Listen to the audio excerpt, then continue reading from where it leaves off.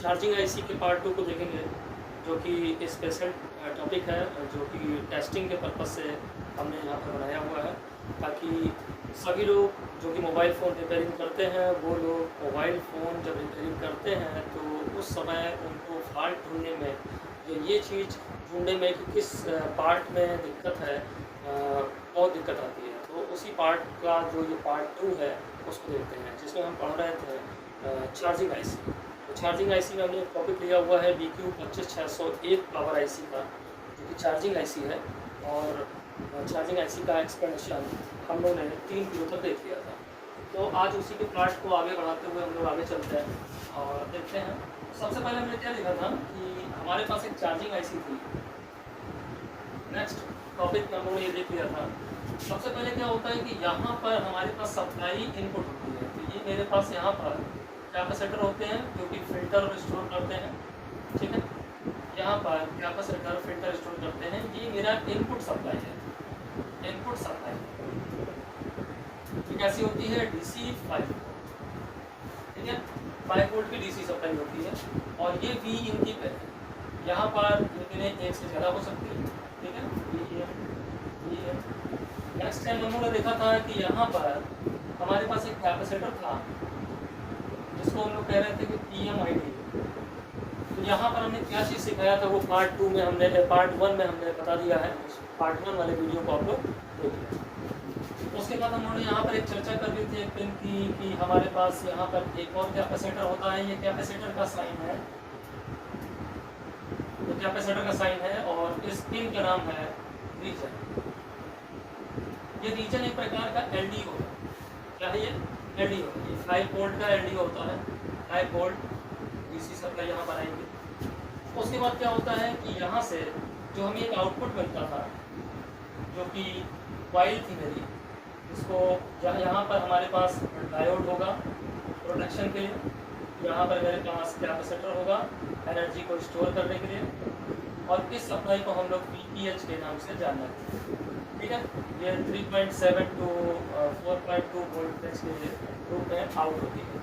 ये वाला जो पिन है, ये सबसे पहले वाला, ये वाला जो पिन बनाया, ये आउटपुट है। क्या है? आउटपुट। ये मेरी है क्या? ये मेरी है BQ25601 चार्जिंग आईसी। ये मेरी 25600 चार्जिंग आईसी है। यहाँ पर हमने क्या किया है कि ये सप्लाई हमने सबसे पहले इनपुट की है। यहाँ पर सबसे पहले यहाँ पर सप्लाई जब इनपुट होगी तो उस समय हमारे पास क्या होता है कि VPH बनता है। क्या बनता है? VPH। ये 1 माइक्रो हेनरी की कॉइल है। यहाँ से जब VPH बनता है तो यहाँ से VPH जब बनेगा तो इस पर क्या होगा कि फ़ोन का पूरा लोड आएगा।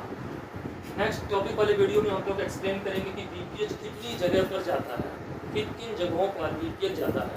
वो हमें सबसे पहले जानना बहुत ज़रूरी है, क्योंकि फ़ोन को रिपेयर करने के लिए हमें उसकी पूरी कैलकुलेशन मालूम होनी चाहिए कि कौन सा सिग्नल, कौन सा वोल्टेज किस सेक्शन में जाता है, कहाँ कहाँ क्या क्या काम करता है, उसको हमें समझना पड़ेगा, ठीक है।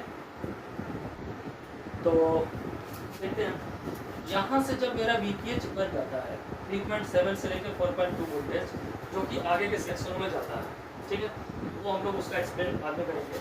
यहाँ से क्या होता है कि यहाँ से एक सप्लाई नीचे हम लोग यूज़ में ले रहे हैं। जैसे अभी हमने कहा ना कि यहाँ की सप्लाई कई जगह जाती है, तो वही वाली सप्लाई एक पुनः क्या है, फिर से इसी सप्लाई से पैदा हुई और इसी के अंदर एंट्री कर जाती है, ठीक है। जैसे इसके अंदर एंट्री करती है, यहाँ पर एक मॉसफेट होता है। क्या होता है? मॉसफेट। अगर मॉसफेट नहीं जानते हैं तो मॉसफेट के टॉपिक को आप देख लें। यहाँ पर क्या होता है कि ये इनपुट बनाएगा और यहाँ से वो सप्लाई हमारी आउट होगी। यहाँ पर क्या होगा? मेरा कैपेसिटर, ठीक है। और इस वाली लाइन को हम कहते हैं Vbat। क्या कहते हैं? Vbat। इसी लाइन से हमारी बैटरी चार्जिंग होती है। मोबाइल फ़ोन की बैटरी चार्जिंग की लाइन जो है वो कहलाती है Vbat की लाइन। होता क्या है कि यही वाली सप्लाई जो है वो हमारी एक करंट सेंस रजिस्टर होती है। यह है current sense register. Current sense register से होती हुई हमारी बैटरी जो है, बैटरी जो कनेक्टर होता है मेरा, और ये पूरा मेरा टॉपिक जो है वो मेरा बैटरी का है। इसकी पॉजिटिव पिन पे चला जाएगा, ठीक है। और यहाँ से बैटरी चार्ज होगी। इस लाइन पर हमारे पास कैपेसिटर, प्रोटेक्शन के लिए हमारे पास डायोड, सेफ्टी डायोड, ये सारे लगे हुए हैं। तो होता क्या है कि यहाँ से जब सप्लाई हमारी एंट्री हो रही है वो फिल्टर हो रही है यहाँ पर, यहाँ से उसका पहला LDO पैदा हो रहा है। यहाँ पर क्या हो रहा है कि यहाँ पर भी एक M1 और एक M2, ठीक है, M1 और M2 इंटरनल रूप में तो MOSFET होते हैं, ठीक है। और ये वाली सप्लाई जो है, जो हमारी V in है और ये जो PMID है, इसके बीच में यहाँ पर नेक्स्ट किसी वीडियो में हम बताएंगे यहाँ लॉजिक होता है और उस लॉजिक के माध्यम से यहाँ पर इनपुट हो जाएगा सप्लाई। और यहाँ पर क्या होगा कि स्विचिंग होगी, यहाँ पर स्विचिंग होगी। ये होता क्या है, ये होता है बक कन्वर्टर। यहाँ पर बक कन्वर्टर की सप्लाई होगी, तो यहाँ स्विचिंग होगी। यहाँ क्या होगी, स्विचिंग होगी। जब यहाँ पर स्विचिंग होगी तो यहाँ से स्विचिंग होने के बाद फिल्टर होकर फिल्टर स्टोर होकर ये प्योर DC में बदल जाएगा, ठीक है।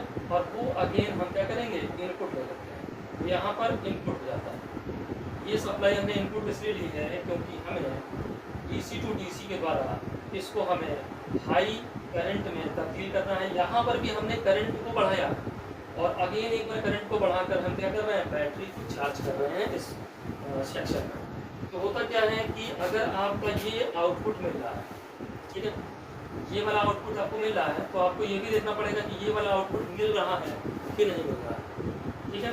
तो ये हमारे पास दो आउटपुट हो गए। तो अभी आपने चार्जिंग IC में देखा क्या कि एक इनपुट हमने यहाँ पर डाला, ये मेरा इनपुट था, यहाँ पर भी हमें एक आउटपुट मिला, यहाँ पर भी हमें एक आउटपुट मिला, यहाँ पर भी हमें एक आउटपुट मिला और यहाँ पर भी आउटपुट मिला।